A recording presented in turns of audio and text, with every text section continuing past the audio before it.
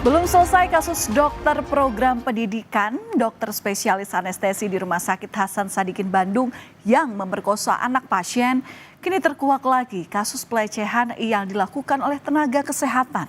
Seorang dokter spesialis kandungan di sebuah klinik di Garut, Jawa Barat melecehkan pasiennya saat melakukan pemeriksaan ultrasonografi atau USG.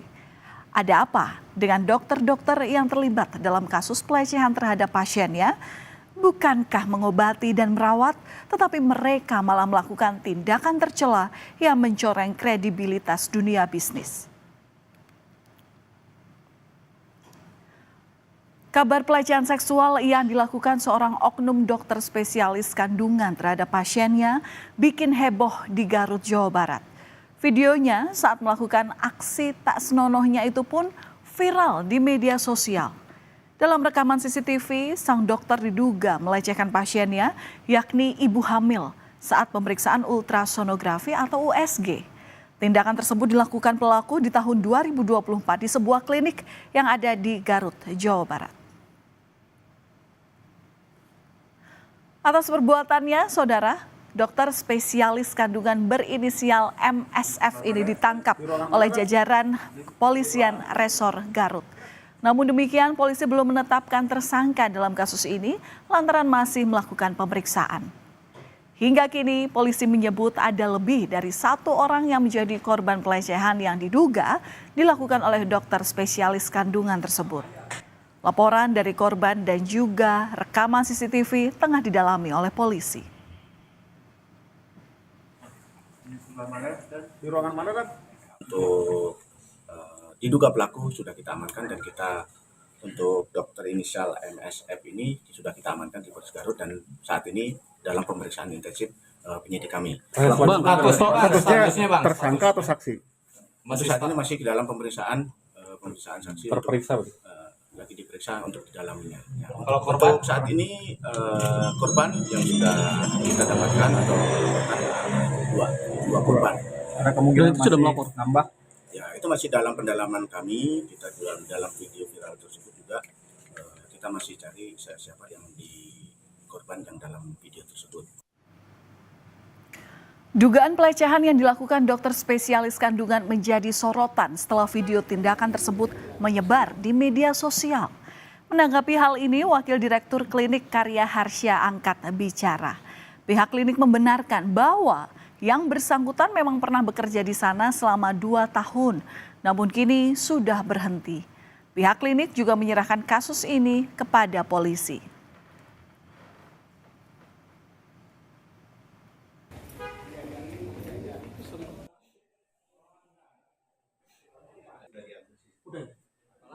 bertugasnya di sini, bertugasnya di sini. Sekitar 2 tahun, Oh, 2 tahun. Sejak tahun berapa, Bu? 2023 Sampai sampai sekarang, tapi sudah kalau dari dulu sudah tidak praktek lagi di sini. Itu sempat ada keluhan nggak sih dari pasien yang disampaikan langsung ke pihak klinik? Ya, sempat ada keluhan. Kemudian saya juga sudah koordinasi dengan pihak kepolisian. Selanjutnya kami serahkan kepada kepolisian. Dokternya memang sudah tidak praktek di sini lagi. Kalau untuk lanjutnya apa ada tuntutan atau sebagainya, kami akan koordinasikan juga dengan pihak klinik. Sementara menanggapi kasus pelecehan oleh dokter kandungan di Garut, Jawa Barat, Gubernur Jawa Barat Deddy Mulyadi meminta agar dilakukan tindakan tegas. Bahkan ia meminta izin praktek dokter tersebut dicabut. Dengan hal ini diharapkan dapat memberi efek jera. Nah, dukungan pemberian sanksi berat pada dokter yang melakukan pelecehan juga disampaikan oleh Ketua Umum PBID Slamet Budiarto. PBID juga menyebut tindakan dokter yang melecehkan pasiennya ini merupakan pelanggaran kode etik kedokteran. Saja kalau dokter lecehan pasien di Garut kan dokter ada komite etiknya. Ya berhentikan saja, cabut izin dokternya. Kenapa harus susah? Ya cabut aja izin praktek dokternya. Dan bila perlu perguruan tingginya yang meluluskan dokter itu mencabut gelar dokter.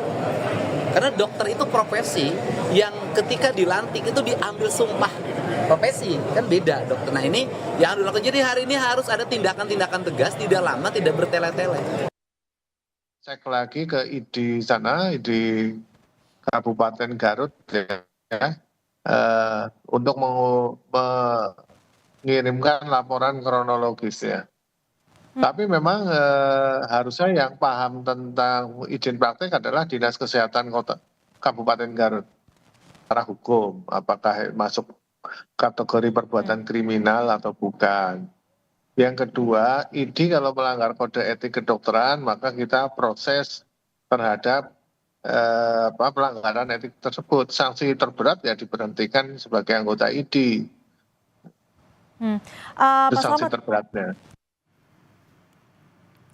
atas dugaan pelecehan yang disangkakan pada Dr. MSF, pihak Kementerian Kesehatan pun meminta Konsil Kesehatan Indonesia untuk menonaktifkan sementara STR atau surat tanda registrasi dokter yang bersangkutan untuk investigasi lebih lanjut. Hal ini disampaikan Kepala Biro Komunikasi dan Informasi Publik Kemenkes Aji Muhawarman, seperti dikutip dari kompas.com. Meski demikian, pihak Kemenkes masih terus memantau perkembangan atas kasus ini. Kasus pelecehan yang dilakukan dokter di Garut, Jawa Barat ini terungkap tak lama setelah terkuaknya kasus pemerkosaan yang juga dilakukan dokter di Bandung, Jawa Barat. Kasus pemerkosaan yang dilakukan Priguna Anugrah, dokter PPDS Anestesi Fakultas Kedokteran Universitas Padjadjaran terhadap keluarga pasien terjadi di Rumah Sakit Hasan Sadikin, Bandung. Kasus ini menyita perhatian publik hingga banyak kalangan mengutuk tindakan pelaku yang merupakan tenaga kesehatan. Penyidik pun masih terus melengkapi pemeriksaan terkait kasus pemerkosaan oleh dokter program pendidikan dokter spesialis anestesi di Rumah Sakit Hasan Sadikin, Bandung. Termasuk melakukan tes psikologi pada tersangka.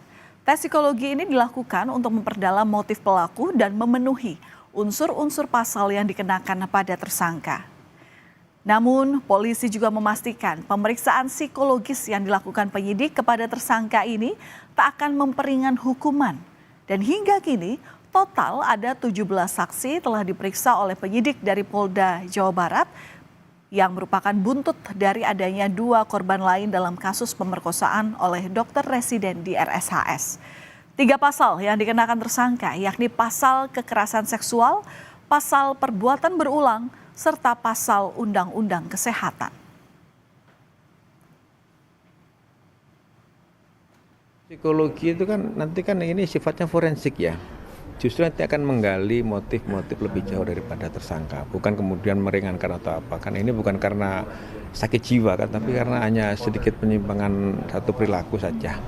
Bukan sakit jiwa secara umum yang kemudian akan meringankan hukuman, tetapi kan ini salah satu saja bagian dari mungkin penyimpangan perilaku sedikit.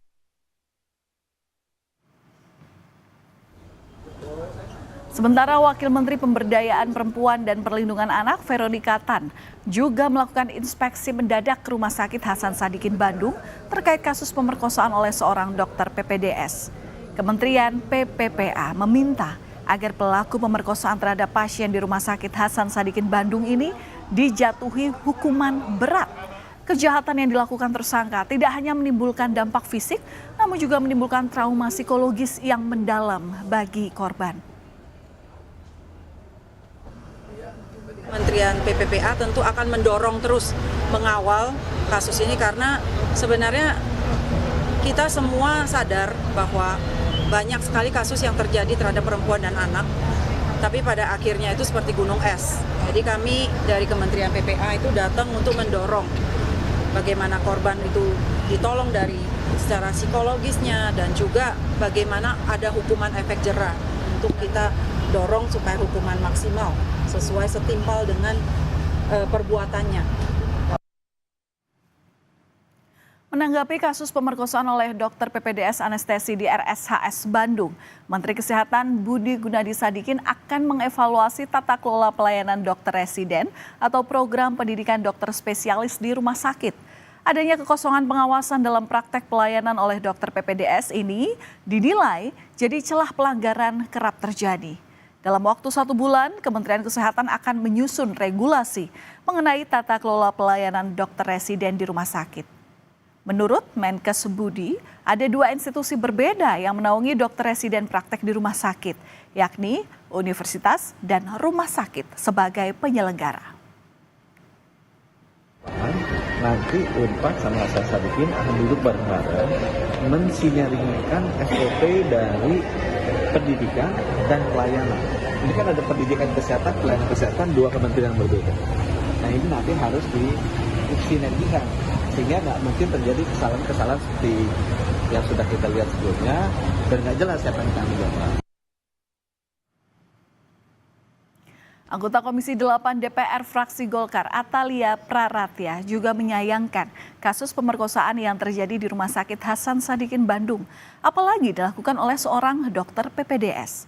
Atalia meminta semua pihak ikut bertanggung jawab, baik pihak rumah sakit maupun institusi pendidikan dokter agar peristiwa ini tidak terulang kembali.